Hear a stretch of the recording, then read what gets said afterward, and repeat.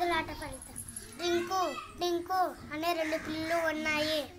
అవి ఒకరోజు సరదాగా నడుచుకుంటూ బయటికి వెళుతున్నాయి. దారిలో వాటికి ఒక రొట్టె కనిపించింది. 2 పరిగెత్తుకుంటూ వెళ్ళాయి.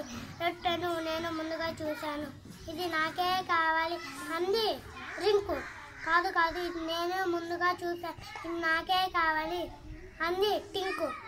రొట్టెను ఇలా చేస్తూ రొట్టెను నాదంటే నాదని 2 పోట్లాట మొదలు పెట్టాయి. ఇది పిల్లల పోట్లాటను చెట్టు వేనున్న అంది గమనించింది. కిందకు దిగి వచ్చింది. మీ తగును నేను తీరుస్తాను అని అంది. ఒక త్రాసు తెచ్చింది. రొట్టెను 2 ముక్కలుగా చేసింది.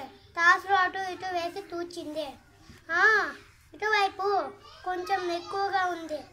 కాదు కాదు, అటువైపు కొంచెం ఎక్కువగా ఉంది అంటూ రొట్టెలో కొంచెం కొంచెం తింటూ ఉంది.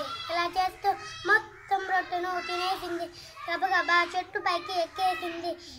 పాపం రింకు టింకు పిక్కు మొక్కలు వేసుకొని అన్ని వైపు చూస్తుంది.